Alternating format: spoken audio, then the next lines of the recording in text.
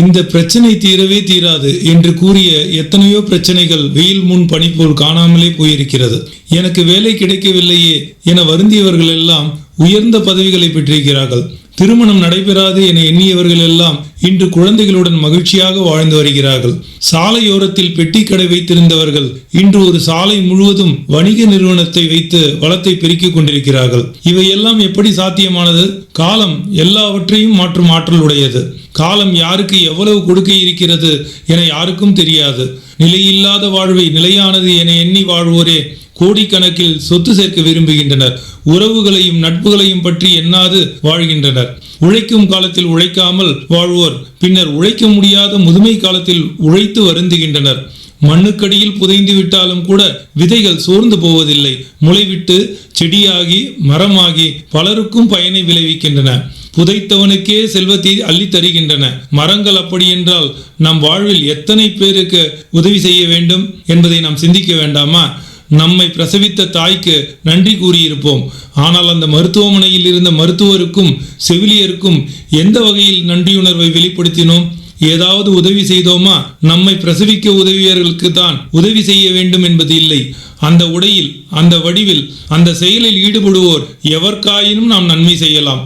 அவ்வாறே உங்களுக்கு உதவி செய்தோர் யார் யார் என நினைத்து பாருங்கள். நமக்காக விடியற் காலையில் எழுந்து காய்கறிகள் வாங்கி வந்து விற்பனை செய்வோர், காலையிலேயே பால் கறந்து கொண்டு வந்து பால் கொடுக்கும் பால்காரர், நம்மை பள்ளிக்கோ வேலைக்கோ அழைத்து செல்லும் பேருந்து தொடர்வண்டி ஓட்டுநர்கள், சாலையில் நம் பாதுகாப்பை உறுதி செய்யும் காவல்காரர்கள், பள்ளியிலோ அலுவலகத்திலோ நம்முடைய நிறுவனத்தை இரவு பகல் பாராது பாதுகாக்கும் வாயிற்காவலர்கள், செல்லும் வழியிலெல்லாம் அழகான தோட்டங்கள் அமைத்து செடிகளால் வரவேற்பு நிகழ்ச்சி நடத்திய தோட்டக்காரர்கள், காலையிலேயே நம் வரவிற்கு முன் பெருக்கி துடைத்துவிட்டு சுத்தமாக வைத்திருக்கும் தூய்மை தொழிலாளர்கள், பள்ளிக்கூடமாயின் சொல்லிக் கொடுக்கும் ஆசிரியர்கள், இடைவேளையில் அன்புடன் பேசும் நண்பர்கள், அங்கு இளைப்பாறும் நேரத்தில் சிற்றுண்டி கொடுக்கும் வணிகர்கள் என எத்தனையோ பேர் நமக்காக உழைத்து கொண்டிருக்கிறார்கள்.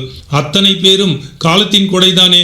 அவர் பணியை செய்ய மறந்தாலும் நம் இயல்பு வாழ்க்கை பாதிப்புக்கு உள்ளாகிவிடும் என்பதனை உணர்ந்து அனைவருக்கும் உதவி செய்து வாழ வேண்டும். உதவி செய்வது என்னாலும் வீணாகி விடாது.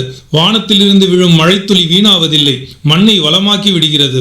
கடலில் விழும் மழைத்துளி கூட கடலின் உப்புத்தன்மையை பெருக்க விடாது பாதுகாத்து விடுகிறது. இந்த உலகில் எதுவும் வீணாக படைக்கப்பட்டதில்லை.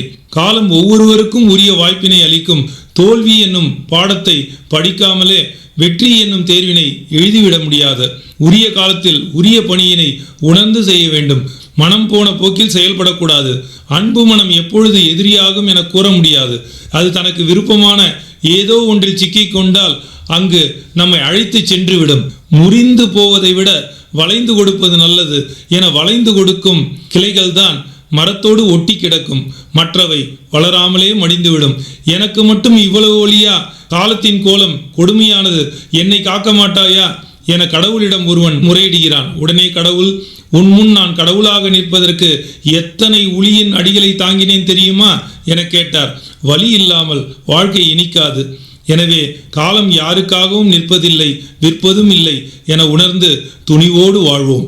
இதுவரை எனைத்தானும் நல்லவை கேட்க, இதில் காலம் நிற்பதும் இல்லை விற்பதும் இல்லை கருத்துக்களை வழங்கினார் பேராசிரியர் முனைவர் ME கிருஷ்ணகுமார் அவர்கள். படைப்பு புதுச்சேரி வானொலி நிலையம்.